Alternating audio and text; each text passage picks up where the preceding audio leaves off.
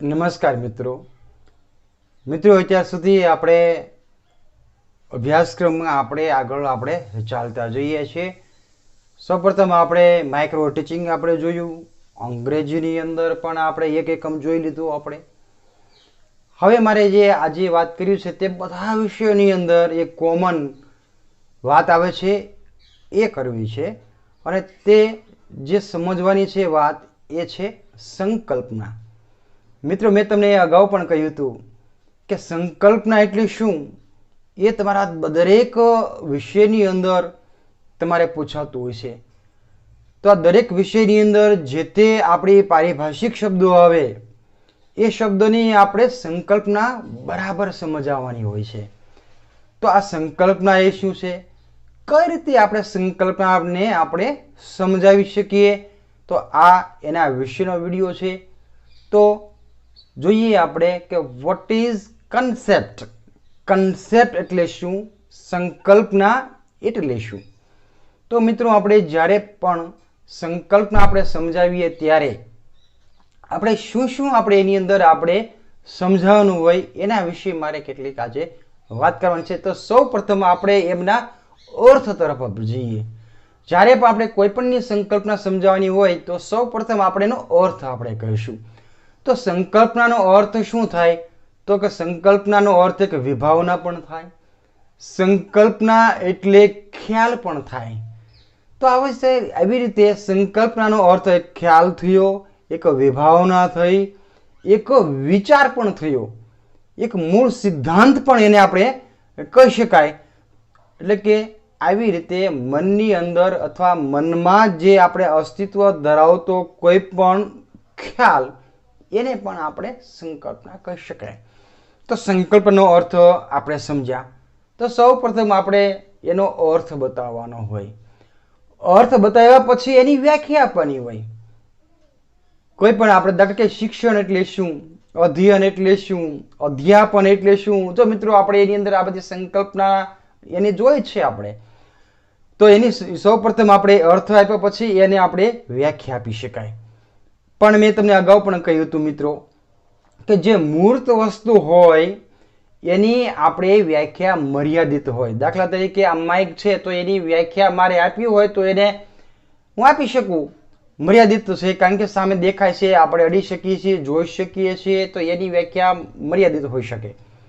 પણ જે વસ્તુ દેખાતી નથી, જે અમૂર્ત રહેલી છે, તો અમૂર્ત ખ્યાલ જેનો હોય એની સંકલ્પના એની વ્યાખ્યાઓ અનેક હોઈ શકે। મેં અગાઉ પણ વાત કરી કે વ્યાખ્યા એટલે શું, એની પણ 14 વ્યાખ્યાઓ છે મિત્રો।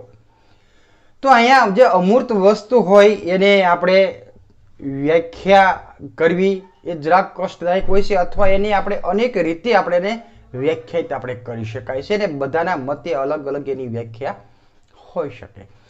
તો એને અર્થ આપ્યા પછી એની વ્યાખ્યા આપણે આપી શકાય। પછી આપણે જે વાત કરવાની છે, અર્થ અને વ્યાખ્યા આપ્યા પછી એના લક્ષણો જોવાના છે। મિત્રો આપણે સંકલ્પના જોઈએ છે ત્યારે એક ઉદાહરણ સાથે આપણે જોઈએ। તો મિત્રો મારે એક ઉદાહરણ આપવું છે, જે મૂર્ત વસ્તુનું આપવું છે મારે, તો દાખલા તરીકે ખુરશી। તો આપણે ખુરશીની સંકલ્પના શું થાય એ આપણે જોઈએ। તો ખુરશી એટલે શું, બરાબર, એ આપણે વાત કરવાની છે, એમાં લક્ષણોની વાત કરવાની છે। તો એને મિત્રો તમે જો સામે હોત તો આ બધા પાસેથી એક પાસેથી હું એને લક્ષણો તમારી પાસે બોલાવત કે આ ખુરશી એટલે આ તમારી પાસે, તમે પણ અત્યારે કોમેન્ટ મને કરી શકો છો। તમારા મનની અંદર જો કંઈક ઉદ્ભવ થતો હોય જવાબ કે આને આ ખુરશી કહી શકાય, પણ અત્યારે તમે નથી, એટલે તમારા મનમાં જે પ્રશ્નો છે એ હું અહીંથી તમને બોલું છું, તમારા વતી તમારા જવાબ હું અત્યારે બોલું છું કે આને આપણે ખુરશી કહી શકાય। દાખલા તરીકે તમે એવો જવાબ આપી શકો કે જે લોખંડની બની હોય, જે પ્લાસ્ટિકની બની હોય, સોનાની બનેલી હોય, ચાંદીની બનેલી હોય, પતરાની પણ બનેલી હોય। તો કે મટીરિયલની વાત થઈ કે કોઈ પણ મટીરિયલ, એ સોનું હોય, ચાંદી હોય, લોખંડ હોય, પતરું હોય, કોઈ પણ હોઈ શકે, એક એનું લક્ષણ થયું। બીજું આપણે જોઈએ તો શું થાય, તો કે એને 2 હાથા હોય, એટલે કે હેન્ડલ્સ, 2 હાથ હોય એને, તો મિત્રો એને પણ આપણે ખુરશી કહી શકાય। પછી તમે એમ કહો કે પાછળ એને ટેકો હોય, એટલે કે એને બેક હોય, પીઠ હોય, તો એ પણ એક લક્ષણ થયું. ખુરશીનું જે પાછળ જે છે ટેકો આપવાનું એક સાધન થયું. તમે એમ પણ કહી શકો કે એને એક બેઠક હોય, એટલે કે સીટ હોય. તો મિત્રો આ જે મેં તમને લક્ષણો આપ્યા કે એના હેન્ડલ્સ હોય, એને સીટ હોય, એને બેક હોય, તો આ બધા એના લક્ષણો થયા. હવે આ બધા જ લક્ષણોમાંથી એક લક્ષણ જે ધરાવતું હોય તો એને ખુરશી ન કહી શકાય. દાખલા તરીકે તમે એમ કહો કે ભાઈ એ બે હેન્ડલ હોય, તો બે હેન્ડલને તો એક ખુરશી સિવાયનું પણ જે છે, દાખલા તરીકે એક સોફો હોય તો સોફાને પણ હેન્ડલ તો હોવાના જ છે, દૂર હોય છે અલબત્ત. તો એ બે હેન્ડલ ખાલી હોય તો એ સોફો ને પણ હોઈ શકે, તો ખુરશી નથી. તમે એમ કહો છો કે બેઠક હોય, તો બેઠક તો સોફાની અંદર પણ હોઈ શકે, ટેબલની અંદર પણ હોઈ શકે. ટેબલની અંદર જો એ આપણે ગણીએ બેઠક, તો એને હેન્ડલ નથી હોતું, તો એ ટેબલનું ઉદાહરણ જે છે એ ઉદાહરણ એક ખુરશીનું નથી મિત્રો. તમે એમ કહો કે ભાઈ બેઠક હોય, પાછળ જે છે પીઠ હોય અને હેન્ડલ હોય, એને આપણે ખુરશી કહી શકાય. તો જો તમારા મનમાં આવો વિચાર હોય તો એનું હું ઉદાહરણ તમને આપું કે ભાઈ એ સોફો માની લો તમે, તો સોફાને જો હેન્ડલ હશે, એને બેઠક હશે, પાછળ પીઠ હશે, તો એને ખુરશી આપણે કહીશું?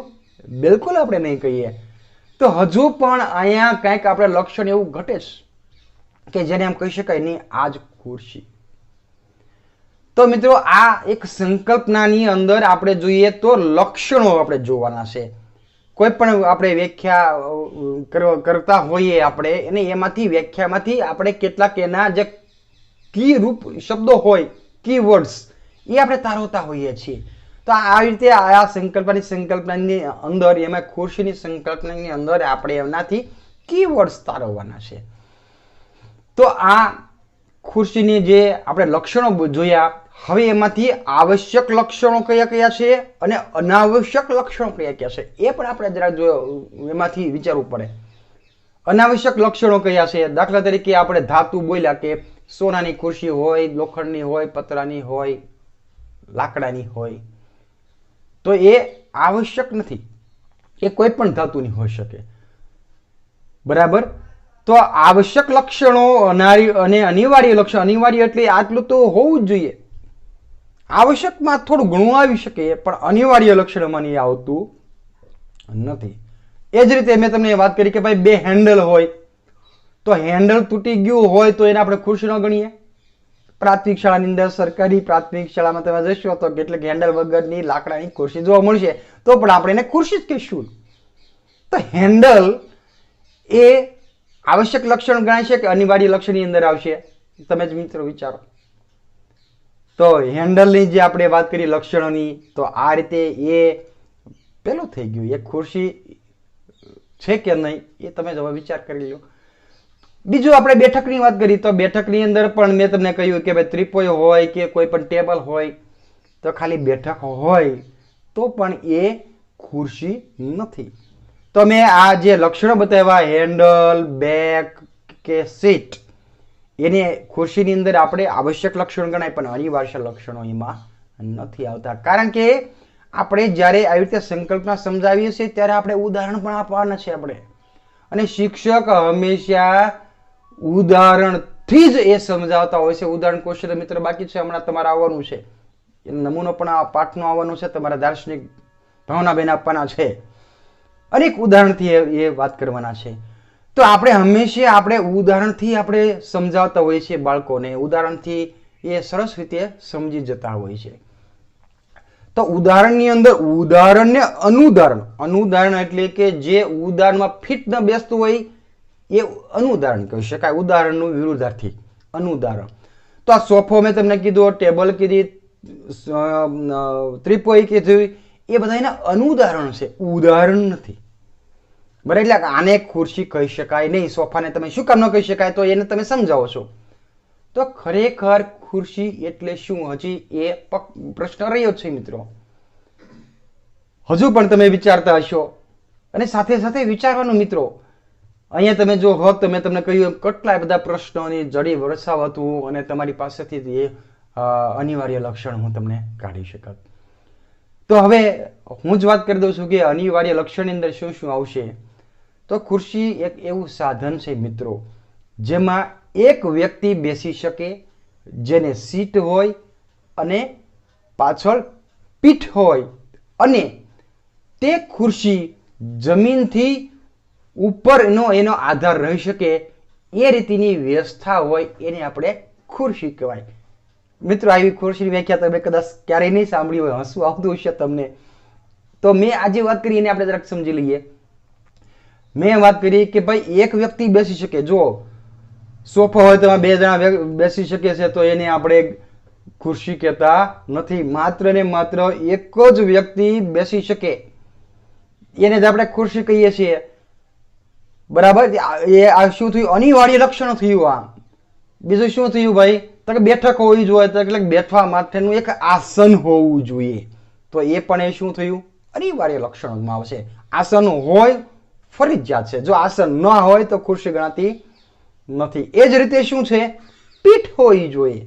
એક વ્યક્તિ બેસી શકે, વળી પાછું એને બેઠક હોય, સીટ હોય અને બેક હોય, પીઠ હોય, તો એને આપણે ગણી શકાય. ત્રીજું બે બહુ સરસ વાત કરી છે કે એનો આધાર કેવો હોવો જોઈએ? કે જમીનમાંથી એ ઉપર આધાર રહેતો હોય એ રીતનું હોવું જોઈએ.